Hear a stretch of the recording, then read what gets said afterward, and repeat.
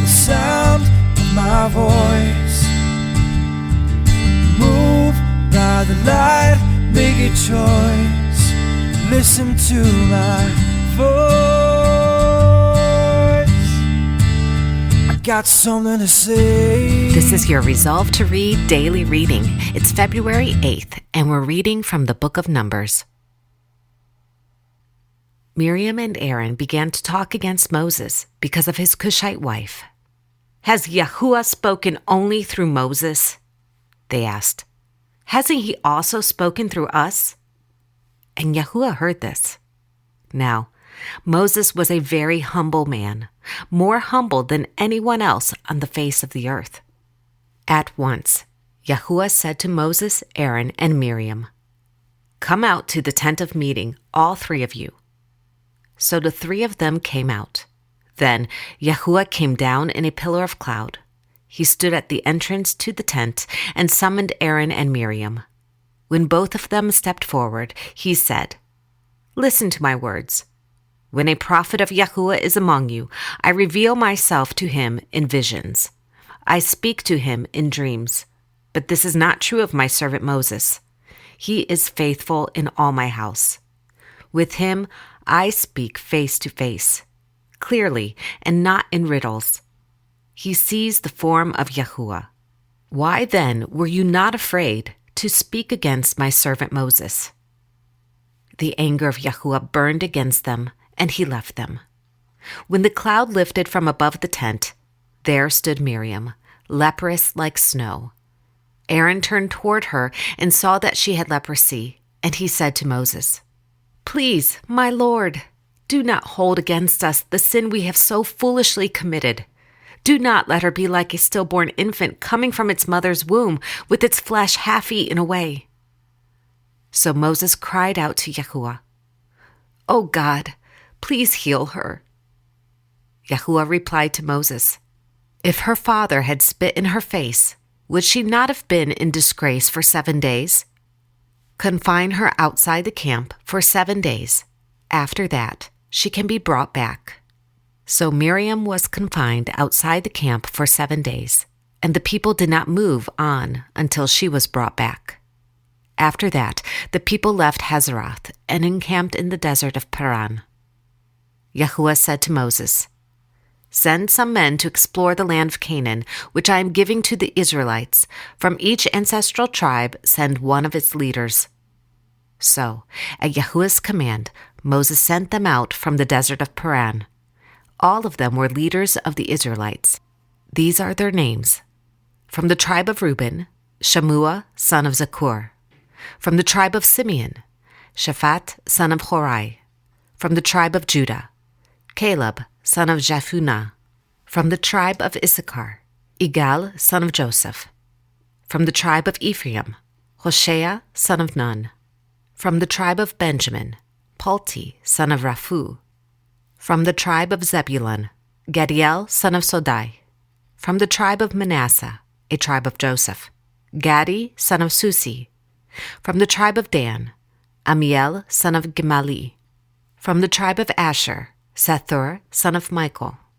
From the tribe of Naphtali, Nabi, son of Vovsi. From the tribe of Gad, Guel, son of Maki. These are the names of the men Moses sent to explore the land. Moses gave Hoshea, son of Nun, the name Joshua, that is, Yeshua.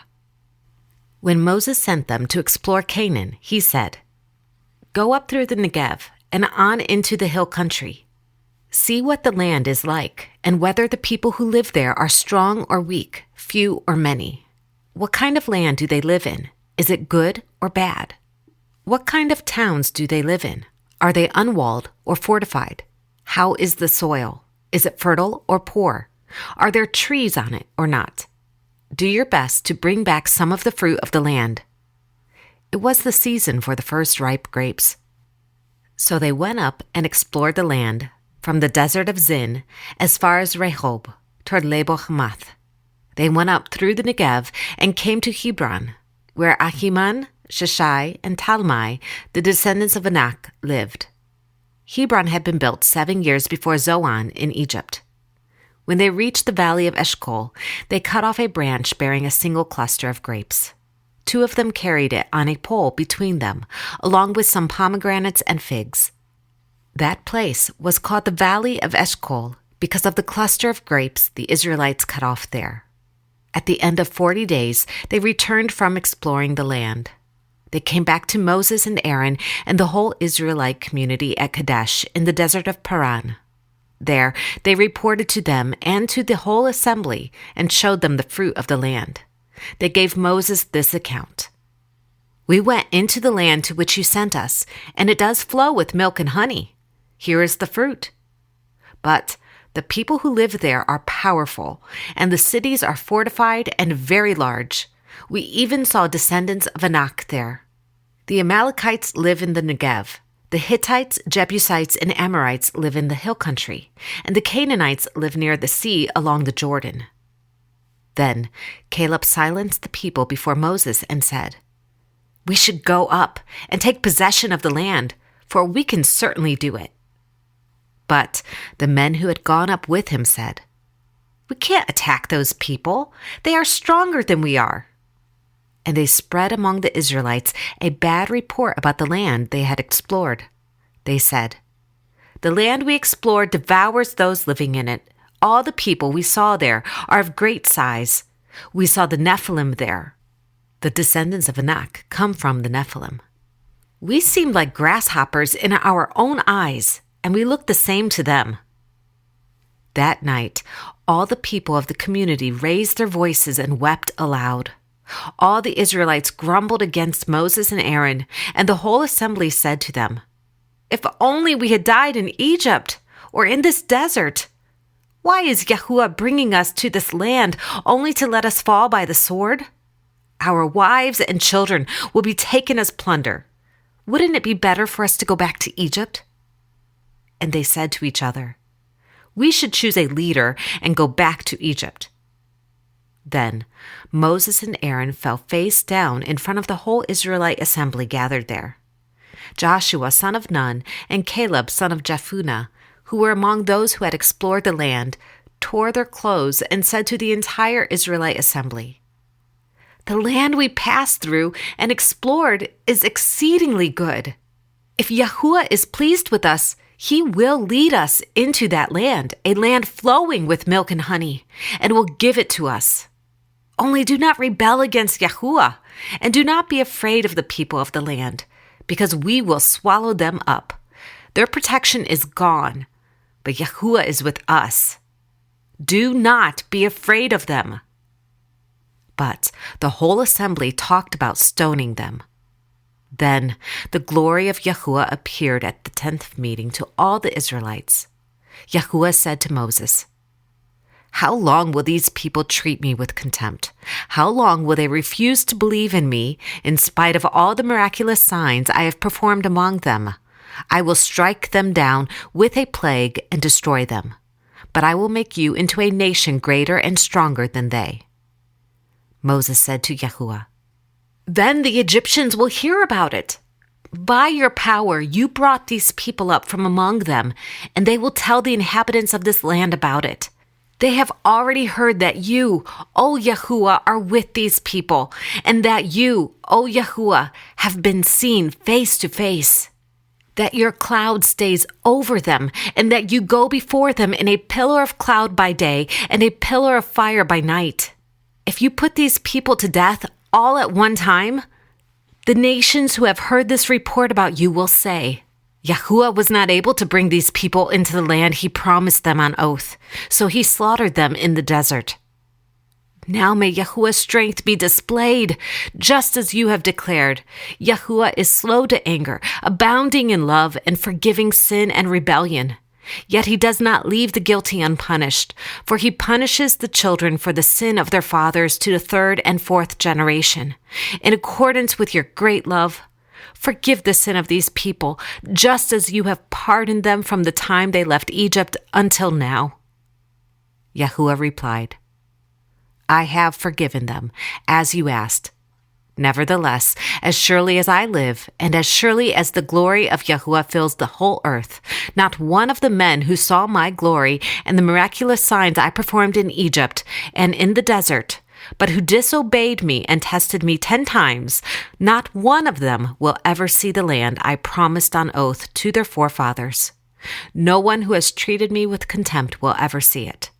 But because my servant Caleb has a different spirit and follows me wholeheartedly, I will bring him into the land he went to, and his descendants will inherit it. Since the Amalekites and the Canaanites are living in the valleys, turn back tomorrow and set out toward the desert along the route to the Red Sea. Yahuwah said to Moses and Aaron, "How long will this wicked community grumble against me?